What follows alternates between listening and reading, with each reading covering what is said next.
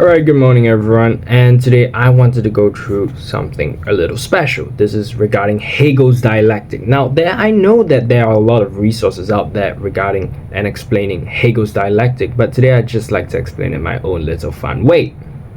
So just listen in and comment down your thoughts below. But first of all, what is Hegel's dialectic? Let's try and define some terms here. Right, so basically we're going to be dealing with three terms today.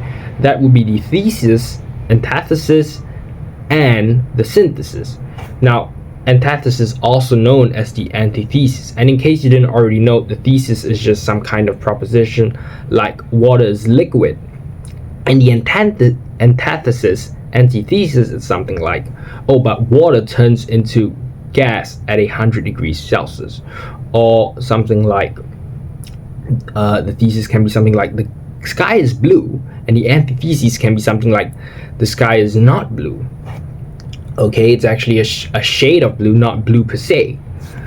Now, the antithesis, a little caveat here, the antithesis does not necessarily have to be in opposition to the thesis. What this means is the antithesis doesn't necessarily have to be something like water is not liquid and the thesis be water is liquid. No, it's not like that.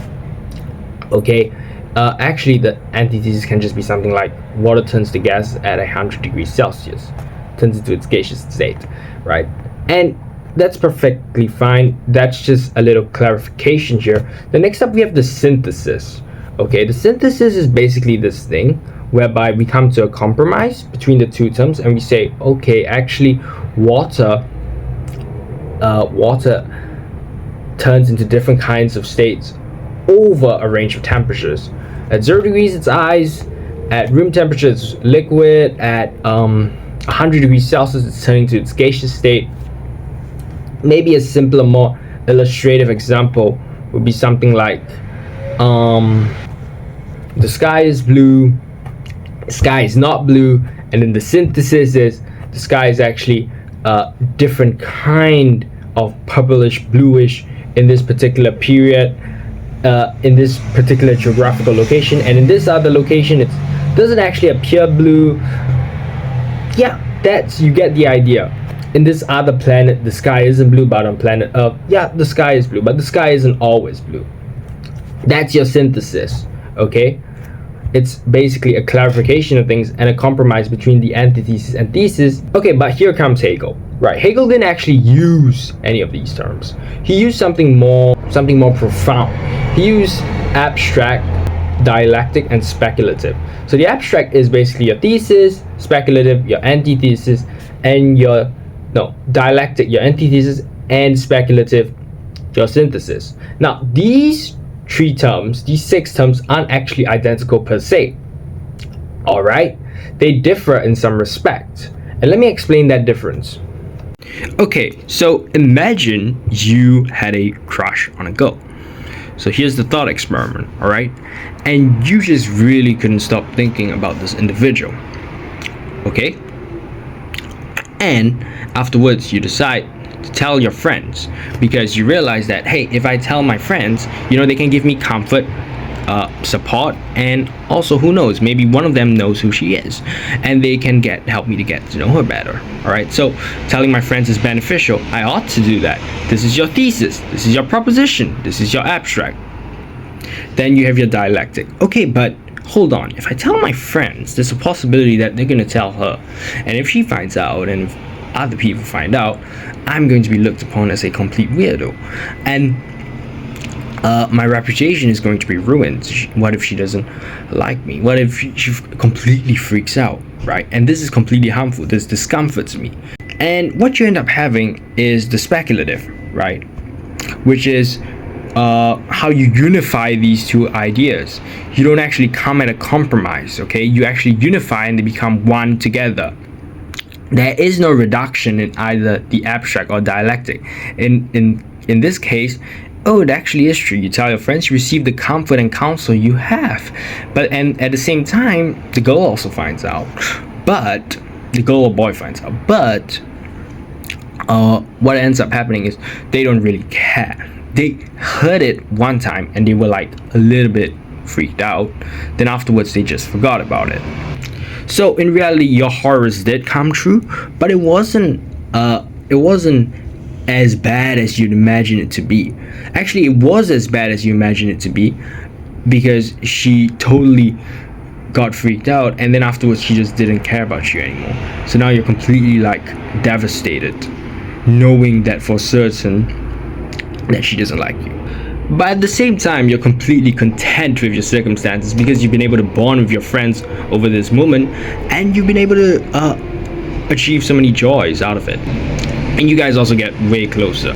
So the speculative actually doesn't reduce the effects of the abstract or dialectic. Instead, it merges the two and unifies it to be something greater, something much more real, much more actual, a true pure idea. This is how ideas have been forming in the history of philosophy throughout history. Okay, and this is the example Hegel used. It's not the one I use. This is just my own personal imperfect illustration. You can go nitpick it and tear it apart. I don't care. Let me present to you Hegel's example, which is the example most people on YouTube use, the illustration most people online teach. And this is what Hegel has to say, right? He talks about being, existence. And what's the opposite of being and existence? What's the dialectic of that? Non-being, nothingness. Okay, so you have being and you have nothingness. You have these two distinct concepts. And what's the synthesis? What is the speculative? What is the thing that merges nothingness and existence together? Becoming, coming into existence. Okay, you transition from a state of nothingness into being. So this transitivity is your speculative. It merges the two, such that the effects of nothingness are still there, no doubt, but the effects of being are also there, both amplified. So now you have this newly constructed idea. This is how ideas are taught and formed.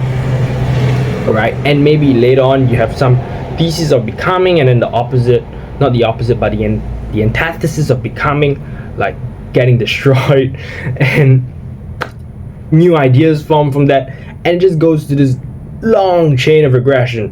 Alright, all the way down, ideas kept on getting produced down to the very present day, where you have astronomy, physics, biology, mathematics, geography, history. All of this relies on a thesis, antithesis, synthesis approach. Hegel used the abstract dialectic speculative approach, which is a little bit different, although I might be butchering it because I haven't actually read any of the source material. Most of what I know is from video essays.